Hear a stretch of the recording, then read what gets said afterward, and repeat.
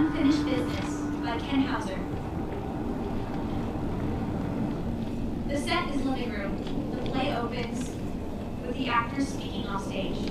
Outside, the car pulls up. The car doors open and shut. I am so happy that is over with. Sarah, you did what she asked you to do. I couldn't have done it without you. Well, it's in my job description. It's in your heart. Thank you. Don't forget to bring me back with food. Oh, in 5 minutes, I want to get all the camping gear put away first. Sarah opens the front door, about to enter the house, when something makes her stop and look outside. Grant! Are you peeing on my hydrangea? Sarah, Stop! it's a 7-hour drive! I was about to explode! Men! You can't live with them, you can't kill them, and they can pee anywhere they want. Exhausted, she drops the hiking bag and exhales. Glad to be home, placing her keys and phone on the table. Sarah, I believe you've earned yourself a very strong drink. Maybe 2. Maybe 3. As Sarah walks into the bar, her smartphone rings. God, not Lizzie. Why are you calling me? I don't want to talk to you. Go away. Please, go away. Sarah lets the phone ring 5 times before answering. Hey, sis. I just walked in the door this very moment. Grant is still outside emptying the car. We did it. She's now with Dad on the top of the mountain. Cathartic. You think it was cathartic. The entire ordeal was a nightmare. The temperature was way below freezing, the wind was ridiculous, and the red trail was icy all the way up from the beaver pond. We didn't reach the summit until 3 p.m. And when Grant released her ashes, the wind blew it all back in his face. I was standing at the top of the mountain, videotaping my boyfriend choking on my mother's ashes. Priceless. Just priceless. I'll never understand why people make other people do this stuff. If I go first, I give you full permission to just flush my ashes down a little. I'm acting selfish. Lizzie, I am the one who climbed the mountain and slept on the ground. Where were you? You could have skipped your Kundalini yoga class to take part in the magical, mystical freeing of your mother's cosmic spirit. What is the hardship of getting on a jet plane that serves alcohol? You should have come, Lizzie. You should have been there. She wanted both of us. Lizzie, I don't want to fight with you. The good news is, now we've completed the final requirement of the will, Mr. Greenwald can release the money in the estate. He said we'll each receive about $1.5 million. Are you insane? Do not answer that.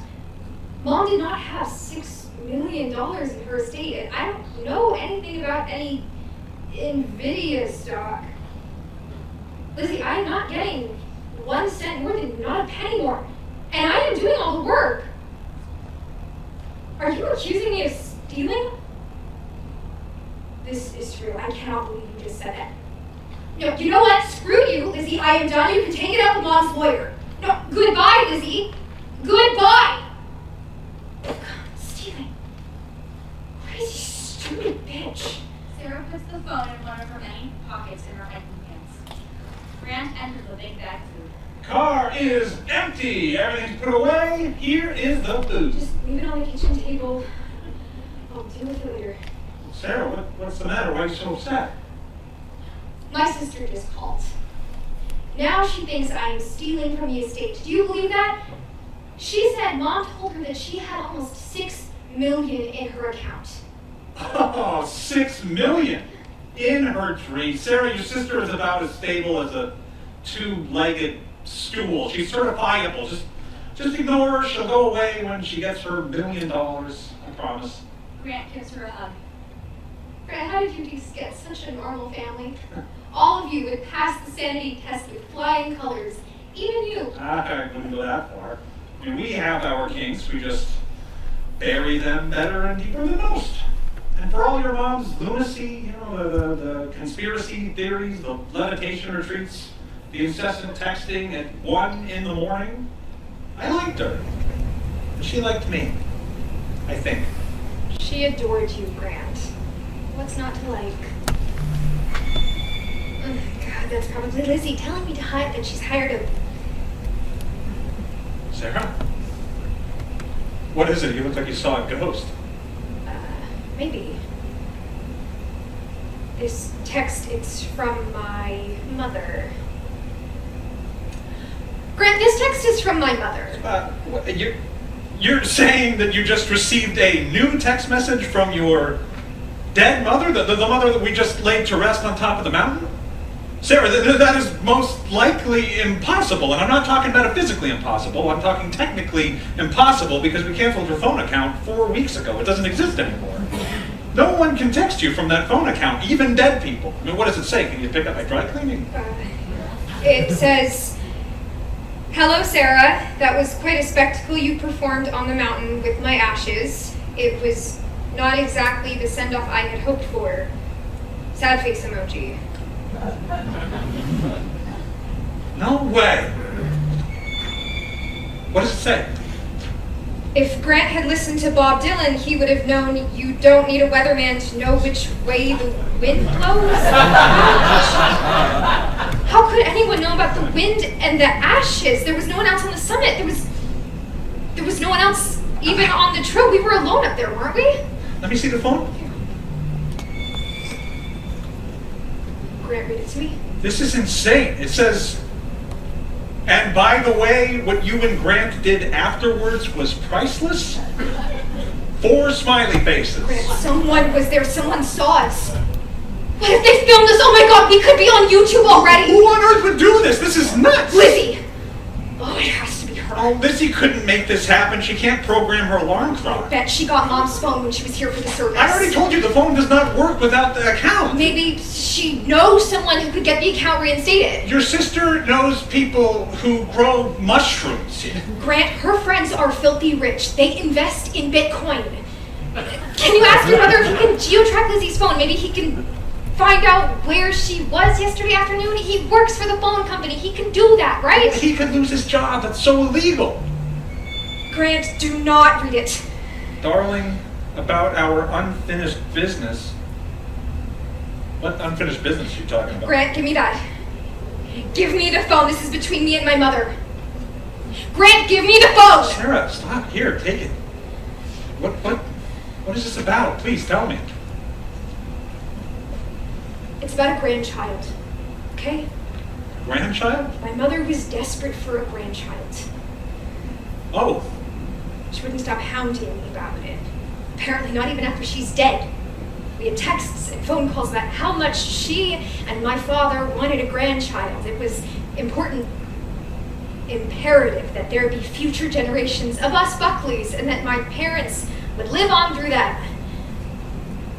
Why won't she leave me alone? Sarah, your mother is not sending you text messages from heaven. If she even got in. Sarah, your mother is... She's dead. I swallowed her ashes 24 hours ago. Look down my throat. You see her texting you? What does it say?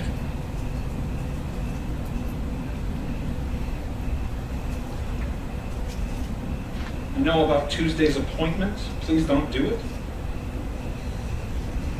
Do what, Sarah? How could she know about this? How could anyone know? It says, have you told Grant he has the right to know?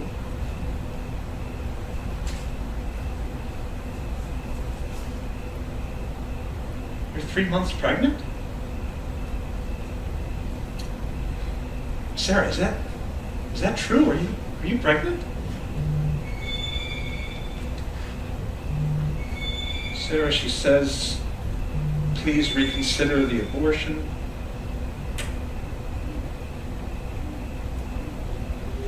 I promise you a child will change your life for the better, the way you did for me and your father.